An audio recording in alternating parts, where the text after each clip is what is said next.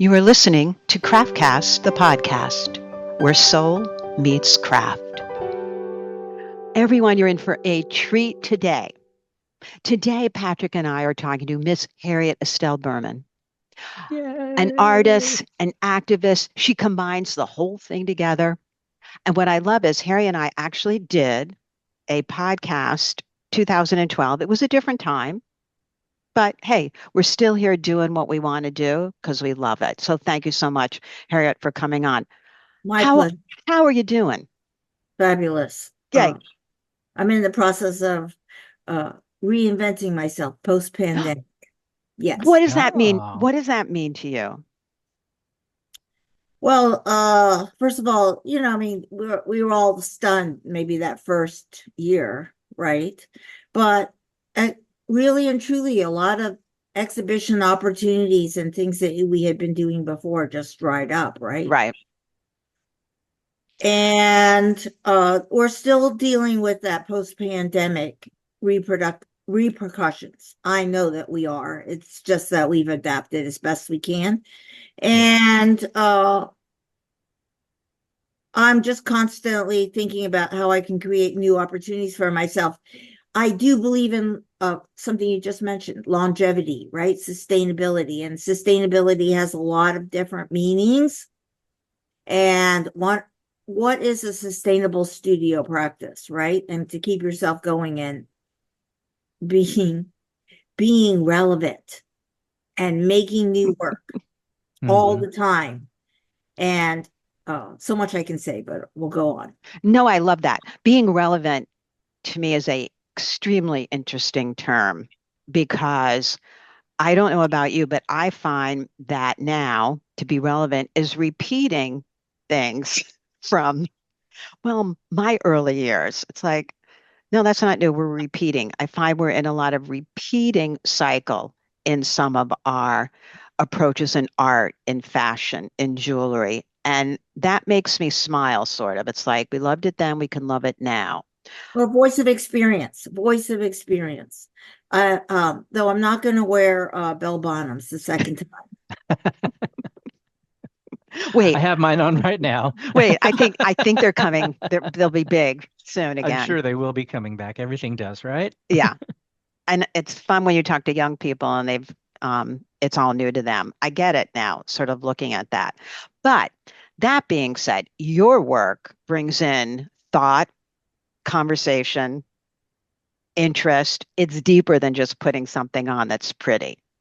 Yeah. And it seems like it always has since the beginning, right? Yes. Always. Yeah. In the beginning, I started, well, I can't say that's the beginning.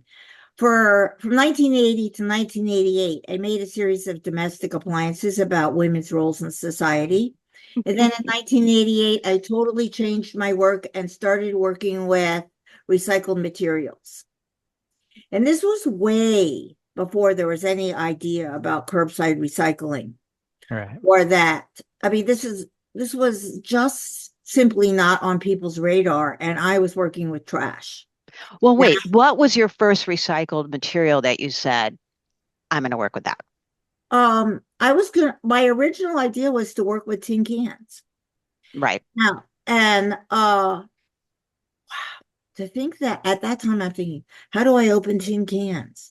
And to think that I'd have to spend 5 or 10 or 15 minutes opening a tin can seemed insurmountable to me. How do I invest that much time in my raw materials? But I've adapted, right? You get faster, and two, you recognize that if those are the materials that I want to work with, this is what I need to do. Right. Yeah. I love that. As a quick side note, I know I love all your flowers. And I took a heartfelt, almost crying, remembering. I love the one that was a box of crayons in the middle with all the colors and the tin. Yes. Right. Well, that holds special meaning because when I was a little kid, the biggest, most highly coveted present that I could get was a new box of crayons once a year. Wow. Wait, with the sharpener in the back, that Oh one? yeah. Well, Because my father owned an office supply and furniture store, we would get Ooh, a real big one. I'm whoa. talking Oh, wow. about the gigantic one. Ooh, And I don't know even know if it had a sharpener. I suppose it did, but it was far bigger than that one with the little box. No, I I know got Yeah, it. a yeah. full tilt boogie box of crayons. And in a year, it would be more or less destroyed. I don't know how I did that much crayoning. And we'd get a new one. This was my most favorite present ever. Oh, Oh, that wow. makes me Wow. smile. I mean, because it's a box of possibilities. Hmm. Hmm. Yeah, yeah. And as a kid, you use your imagination, and Oh, yeah. it's not like you're just playing a video game like today, right? It's like you have to use your imagination, you have to entertain yourself, and you're You have to use looking at your color. hand. I don't Yes. actually believe in giving kids computers. No, they should be cut. My children grew up playing with crayons and clay and art materials that you had to stand over them, least they eat it, uh, as compared to actually manipulate the material. But that's what I believe in is like learning how to use your materials. And it's still, that's what I do now to this day. My skill set continues to expand, even though it's recycled tin cans or recycled plastic. I am still expanding my repertoire of skills. And I think that's really important too, Oh, yeah. especially in a time now when people think that they're going to take a weekend workshop and why does this take so long? And this is an investment of a lifetime to develop your skill set. And I really believe it until what are essentially fundamental skills are so specific to what you do that somehow people can recognize my work from just looking at it in two Oh, seconds. yeah. Oh, Absolutely. yeah. 100% Yeah. with your work. But I find now that and I've talked to Patrick about this, they now have experiences. So you can go for an evening, usually drink wine and make something. And that's catching on, which gives me hope because not everyone wants to go down the path of getting skills. They're not going to go there. But the experience now to me is like interesting that that's what shows up. They want to walk away with something nice after an evening. But I also love how the press has proven how important it is for your mental well-being to make things and be creative. True, true. I believe in the hands-on Yeah, idea that we're talking about, yeah, right? Yeah. Physical activity is also really important. yeah. Oh yeah, Yeah. And I'm those right those there. classes, are interesting. And I look at them and I think, oh, I don't know if I take one necessarily, but I have friends that do. But the idea that there's a group of people out there that really appreciate that and can actually, make something at the end of the night and have an appreciation and know that there are other people who do this as well, who do this better than them, or who does it differently from them. That gives me hope, Yeah, that well, people, the aren't glued to the TV. I have mixed feelings about it. Ah, And I understand that the craft marketplace is trying to find its a new audience, Yeah, right? I agreed. I understand this. On the other hand, I also want people to understand that it can be really valuable to buy somebody's work and wear it and support the arts as a patron of the Yeah, art, right? absolutely. yes. Yeah, I think that 100%. I think that still exists. I mean, I've been noticing that one of the things that's caught on, and the people that tell me it's all because of TikTok, that needlepoint has caught on. Now, needlepoint has Oh, been one of those, grandma arts when I was growing up. And mhm. now I went into a needlepoint store on Sunday. I thought a party was going on with young women, 20-year-olds, picking out canvases and things. And I was like, how the heck did that happen? Well, it's So, interesting with all this AI that's going on and, all this like garbage art that happens with AI. right. And yeah, I don't, I think that people are just having an understanding now and appreciation for something that's actually done by a human with their own hands and their own brain. Yeah, I like that. I like that. I do too. But Miss Harriet, you do Mhm. something else. You combine something beautiful with an inner message. That's another level. Yes. Yeah. That is the part that I take really super seriously. So I'm Mm-hmm. not just making objects, but they do have a message. Now, in the beginning, using the recycled materials was part of the message. Mm-hmm. And that was the idea of taking materials from the waste stream of our society Mm-hmm. and not buying new materials to make my work. Mm-hmm. And so this is idea, first of all, of sustainability impact on the environment. And I took that very seriously. But then it evolves further because the materials that I use have messages from our consumer society. And if people look on my website, there's like AOL bracelets. And Hmm. what's on the AOL bracelet? These are tin cans that were sent with a CD. This is the beginning of the internet, which is going to date myself just a little.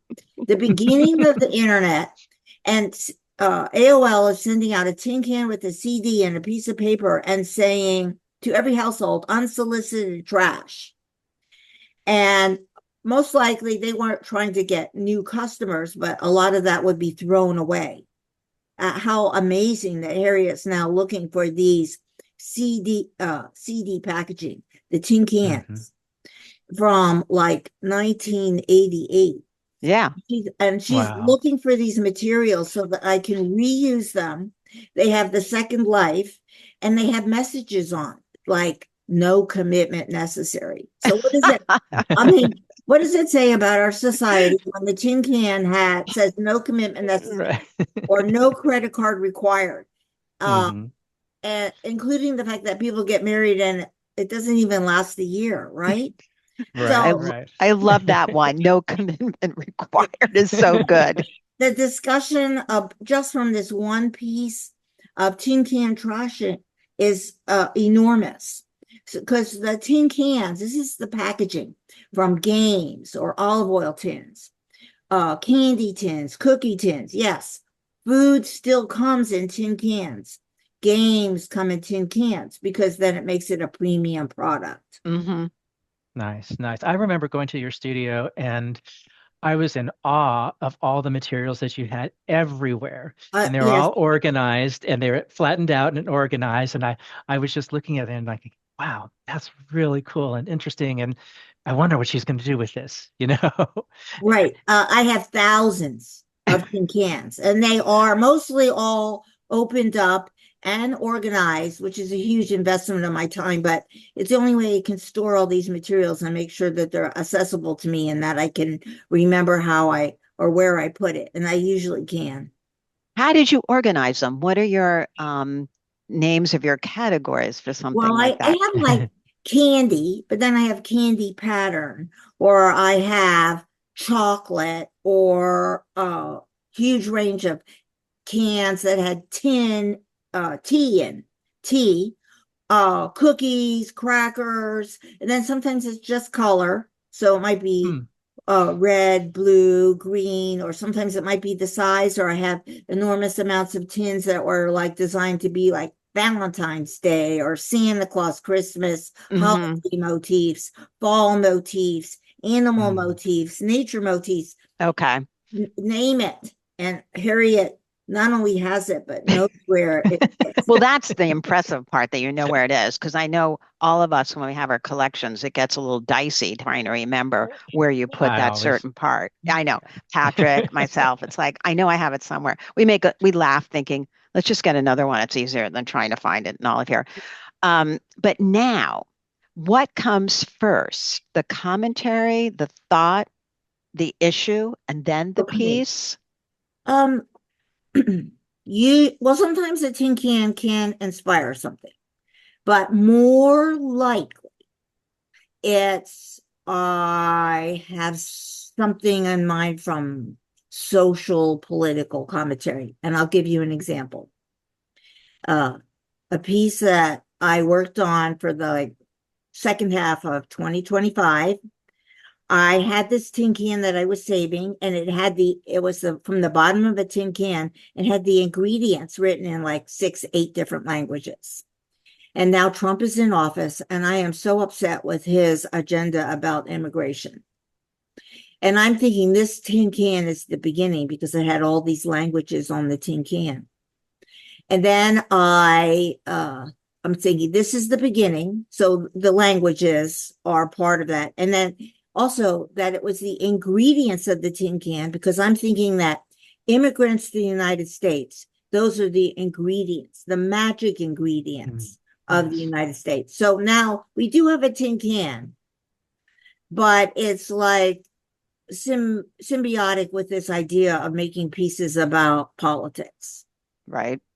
Mm-hmm. And so I sit down and I tell my daughter that I want to make this piece, and she's helping me digest what I'm going to make. Now, jewelry does have a long history of political jewelry. Most Right. people might not know that, but I'll give you an example. It's suffragette jewelry. Suffragette jewelry, women working to get the vote. The jewelry was done in pink, white, and green. So if you wore jewelry, of course, that was most likely precious jewelry. If you were wearing jewelry with pink, white, and green, it was showing your idea that you were a suffragette. It was a like badge of honor. So I made this piece out of recycled tin cans. It is about Trump's immigration policies, which I find really offensive. And I made it, it was really complex. I had to totally, again, I am also almost always trying to elevate my skill set.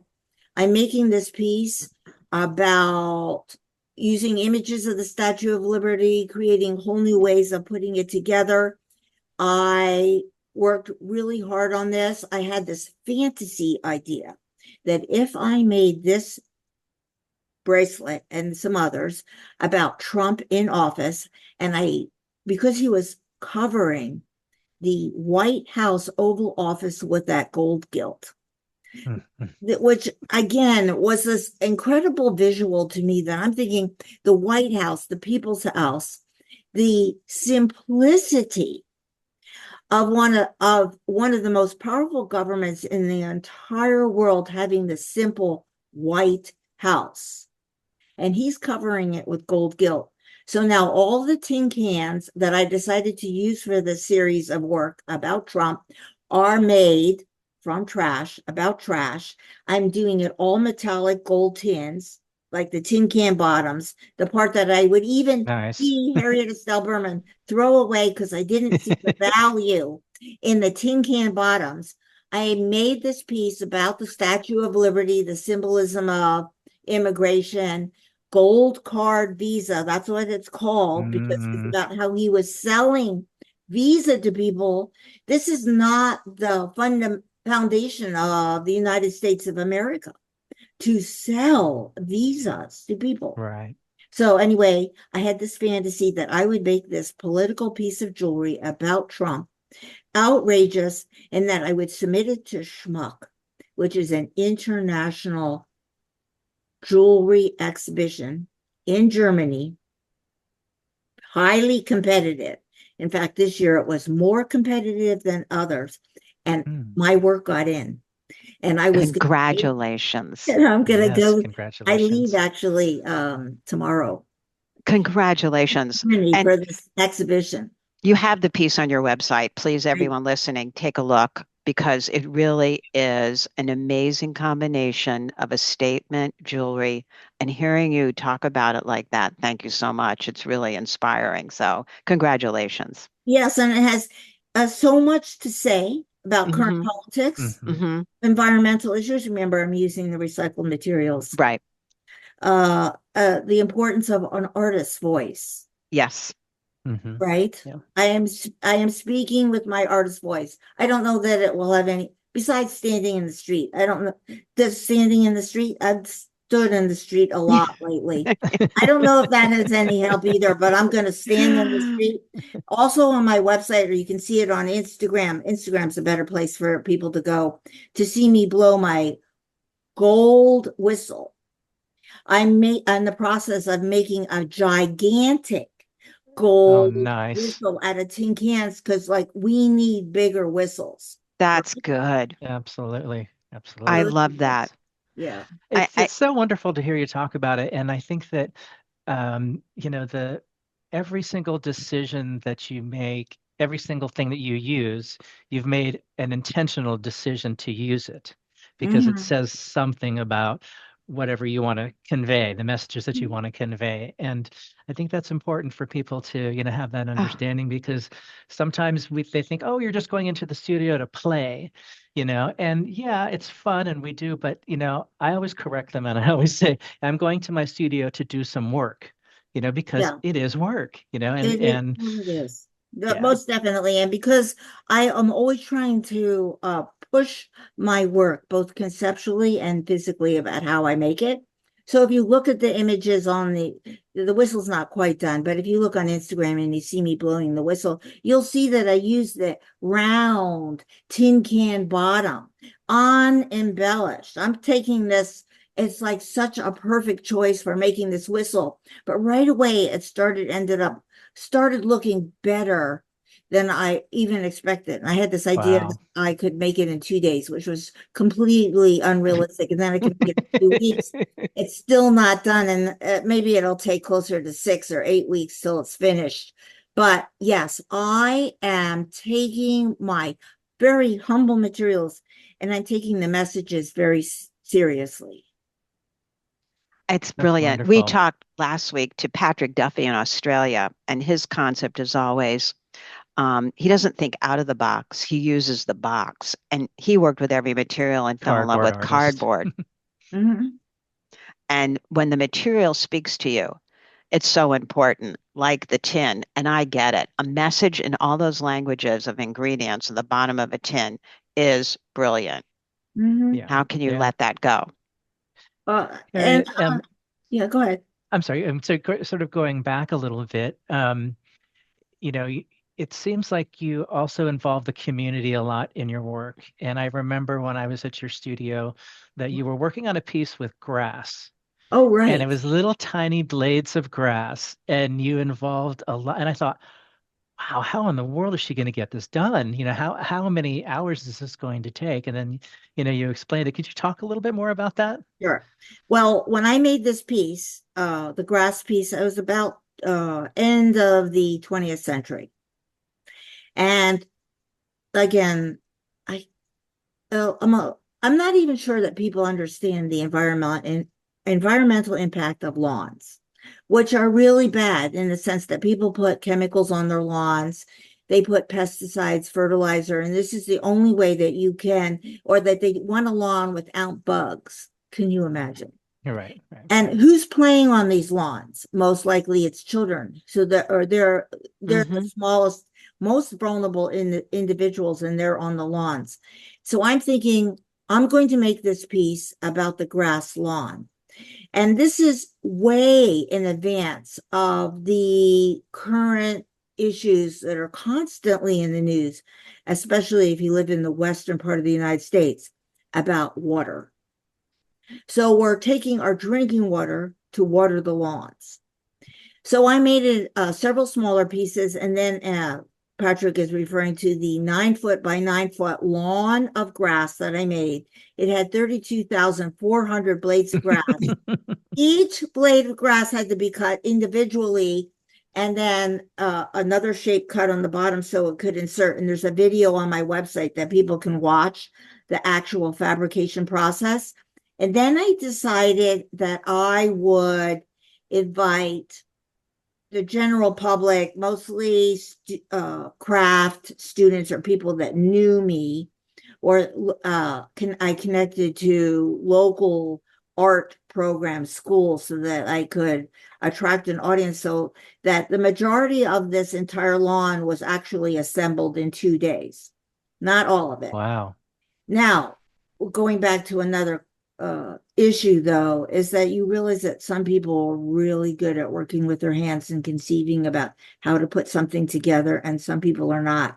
So one individual was very dedicated, and they were insistent, I applaud them, to finish their panel of grass, but they were still there at 7 o'clock at night with flashlights finishing. And there were two individuals that I didn't realize they were competing with one another, and both did two panels by 3 o'clock. Wow. So and everybody was doing exactly the same skill set. Interesting. Yeah. So that I believe in hands-on skills. I believe that children and adults should be working with their hands, that this is really important for lots of reasons. But there are people who have better aptitude than others. Absolutely. But people can watch the grass video on my website, where it addresses in about 9 minutes the social and environmental issues of the grass lawn and all the messages and what is the history of the grass lawn that people think they need to have, especially in the front of their houses, which is not actually a play space. You know, the functional aspect of the grass lawn in front of your house, that 9 foot by 9 foot section, only has a role primarily as like a standard of beauty. Yes, absolutely. Yeah. Yeah. When I was over in Europe and somebody made that comment about why do all Americans have just, they're not really growing anything in the front yard except for grass, and you can't eat it. And, Yeah. The perfect grass. Yeah. I try to explain that. Oh, yeah. And that's what the suburbs are like sometimes, I'm with you. I mean, I gave up the grass thing like that ages ago because I was always inspired by being in England and seeing, that's an old standard that's so interesting for maybe the 50s, where men had to have the perfect lawn in front of their house. Exactly. And then you think about the lawn management, the time invested, let alone the blowers and the lawn mowers that spew chemicals into the air, like from exhaust of essentially inefficient engines. So there's so much to say about lawns, which is, I hope that I open people's eyes to the impact of lawns. But now we're 25 years after I made that piece about the impact of green lawns. And slowly in my area, I live near in the San Francisco Bay Area, people are slowly in my neighborhood removing their grass lawn and then you can put in attractive plants. Yeah. Oh, I mean, you could put in flowers or you could put in your own vegetable garden, but the grass lawn requires a lot of care, maintenance, and water that if you put in different plants is a lot more sustainable and requires less care. I'm not sure if they still have the program here, but when we did ours, the county actually gave us $1,500 in money to spend as long as we spent it in these sustainable ways and getting, drought tolerant plants and et cetera, et cetera. So I thought, wow, that's really fantastic, and I hope that there are more programs out there like that because they teach and educate, but also incentivize as well. So right. But they also change our design aesthetic. Think how long it was acceptable to have that perfect green, even lawn in front of your house. Not just acceptable, but almost mandatory. Yes. Because there would be neighborhood organizations that might require that grass. Yes. And it says, it has a message, I don't need to use this space. That's the message, a luxury that I can have this green lawn, which comes the origin being from like England and large estates. Really and truly an archaic idea. Yeah. I think that you're translating the idea of having the luxury of property that you don't need to use. That's an interesting interpretation of it as well. But it became like from the 50s for me, it's just what you saw was the way it was supposed to be as a design kind of thing. Otherwise, I don't, so it's taken normal if you didn't have one, right? Right. Yeah. It's taken a lot of years to be that. No, that's not. There's other ways. Yes, I removed my lawn. Yeah. For many years, I was the only house that didn't have that look, that lawn. And then to think that we've substituted it. Is it a good play space to have a plastic lawn? I mean, for those people who actually, they think that they need to have the green grass in front of their house. So then they Hmm. essentially are putting a plastic carpet, which is breaking down. And so we're covering our property with green plastic. Or But we spray That is green chemicals on the dead right. lawn But to make it until look right, but like, we didn't know they didn't know the chemicals are bad. They didn't know any different when that right. became. It's Well, now they learning know. There's now no that yeah, excuse. yeah. Well, I don't know about that. But that's like combining, all of the knowledge with it's okay not to be that way. Don't worry about it. And leaders showing the way to make it different, like you. And that's really important. And it's like now how do those people accept beauty, safety, functionality in a different way of looking at something? right. Yes. Yeah, And that's, important. one of the Well, things that we yeah, were going to ask is about, how can art and jewelry change the conversation? Yeah. And mhm, this is exactly a It. good example of what we're talking about here. Yeah. And it yeah, not only can it change, it can start a conversation. That's right. the thing. But then once it's started, Definitely. yeah. I'm sorry, And cut you off. how Go ahead. it lives in one piece. And I think it's really also about the acceptance and changing people's mind to see design and beauty. So brilliantly said when you saw the tin can with all the languages on it and seeing that. I Yeah, just, I think it's important for artists to do that so people go, oh, that's interesting. A different way of viewing. I really, some people look at my use of the tin cans as like, um, actually, as if I didn't have to do as much work because it already comes with the images on it, Yeah. right? Okay. And to, Okay. or Yeah. they might refer to it as a found material. Okay. And Mm. there's a Okay. lot of people use found materials now. Um, right. It's a found material. One could say that, but I'm actually thinking about the messages. What Oh, is the messages in our material and what I'm using, and thinking about making an entire lawn out of a consumer product, right? So I'm taking it and I'm cutting up the packaging from the consumer products. And only a society as wealthy as the United States Indeed. could possibly think of investing so much time and money into the green lawn, right? It would be disproportional investment to have a green lawn. Or I'm taking the trash and I am making people see it with new eyes, which Hmm. right? is so Yeah. important. So important. I mean, the other thing, let's face it, is out of marketing. The people that spend the money on the advertisement, they market that that's what you're supposed to think is beautiful. That's where everything starts. And maybe it is to some people, but that's the thing. It's the how to make the money. It costs money, like you said, to make the perfect green lawn. So there you Uh, go. and I'm making some a separate group of jewelry with plastic waste. And this is a new topic that's become more level of awareness in the news, where Hmm. people now can't, like, at least in my area, can't go to the grocery store and get plastic bags. Okay. Right. And that's not that the plastic bag, it's all by itself is the problem. It's what people do with it afterwards, right? That it ends up clogging our oceans and waterways. And you wonder, how does plastic get into the ocean? Yes. Then when I'm working on these pieces about plastic waste, you walk on the street and you see plastic waste on the sidewalk.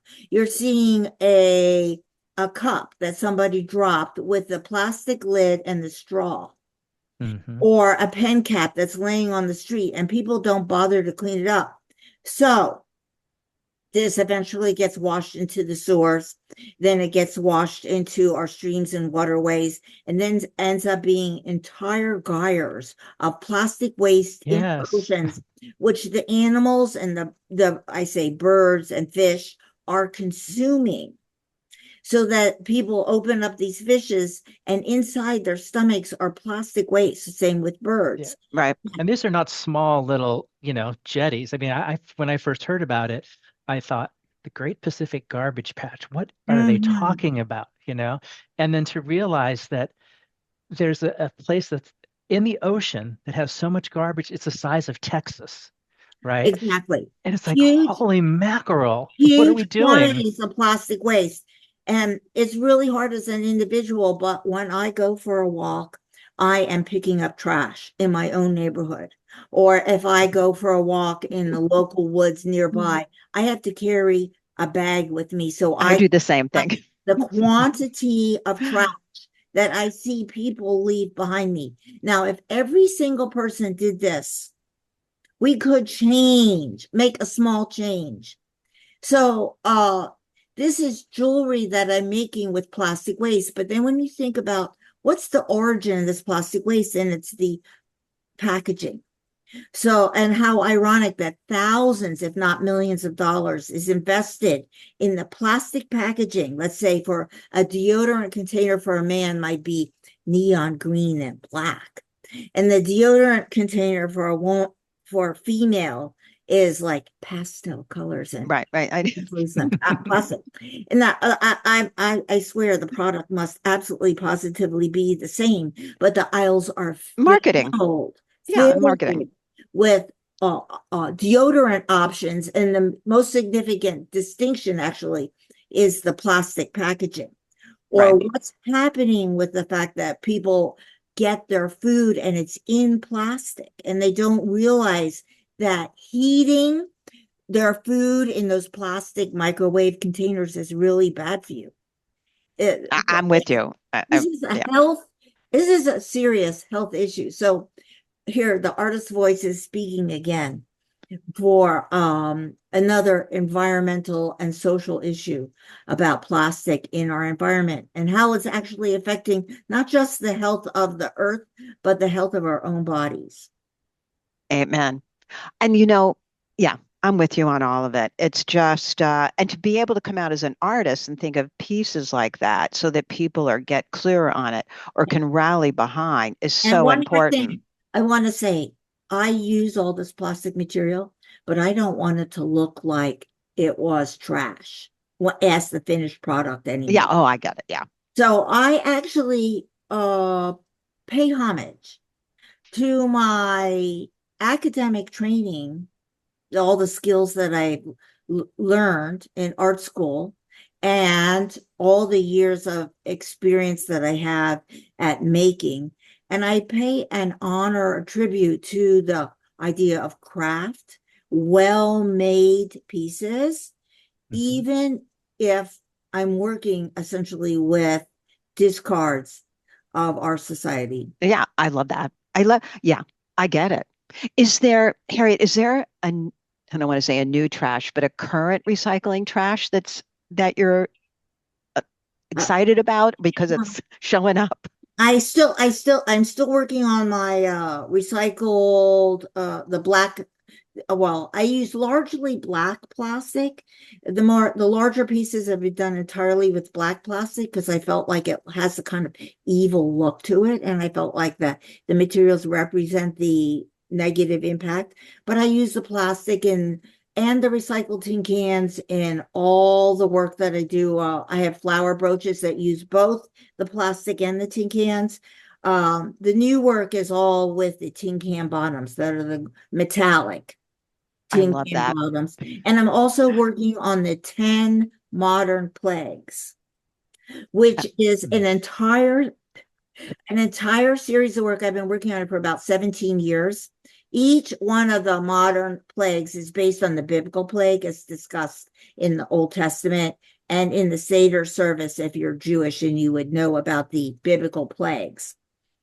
I'm working on the 10 modern plagues, and an example of this, they can look on the Judaica page on my website. A biblical plague was wild beasts, and a modern plague is terrorism. And that piece is really alarming. They can see it. You should watch a short video. It goes off. It sounds like uh, a bullet, a gun going off, or an AK-47. Mm. These are, we are talking about in our daily life how we're instructed, or the children are instructed in schools, to deal with shooting incidents. Yeah. That's Yes.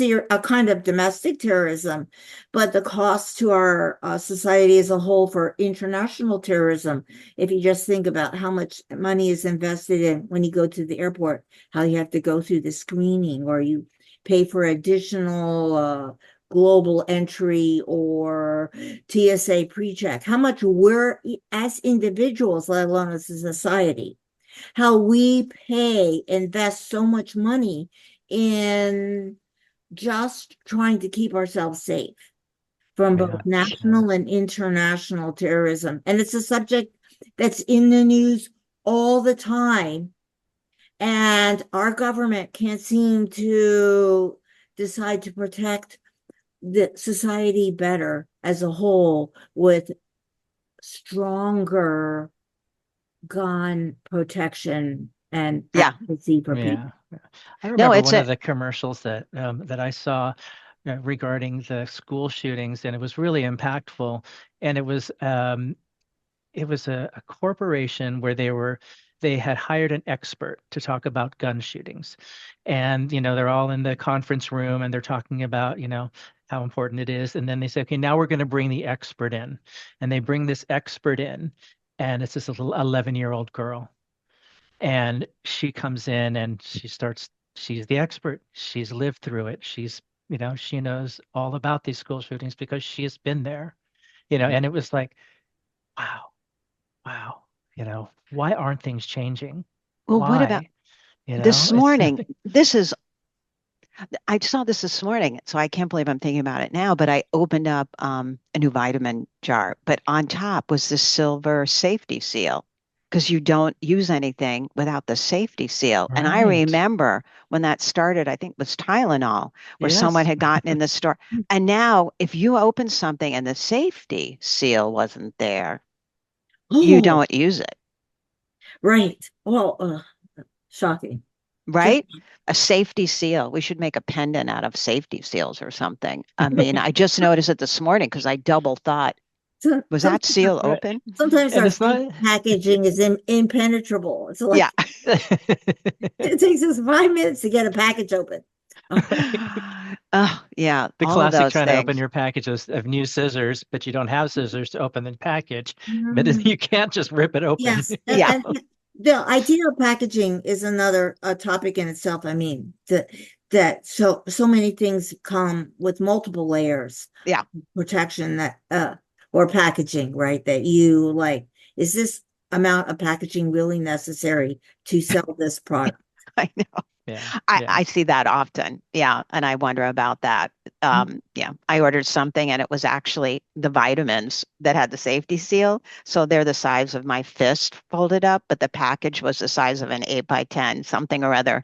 I get it, but there you go. Yeah, It's yeah. not exactly maybe the best thought out I can plan. tell you, I can tell you some stories because I used to work for a packaging firm, one of my first jobs out of design school. And the decisions that were being made, I look back now and I just think, holy mackerel, the changing a bottle so that it's wider and takes up more space on the Oh, shelf instead of keeping it round and, yeah, compact, right? It's right. like all of that kind of stuff is just, Marketing, visualization, marketing. yep, and it Mhm. gets in people's faces, but at the same time, it's destroying our, environment. And Well, to me, the most important part here in our conversation is realizing that artwork or craft can have a voice, Yeah, right? I, yes, That can address social and political issues. And that's that's the part that Harriet won't give up on. no, and It- thank you for doing that because it is so true.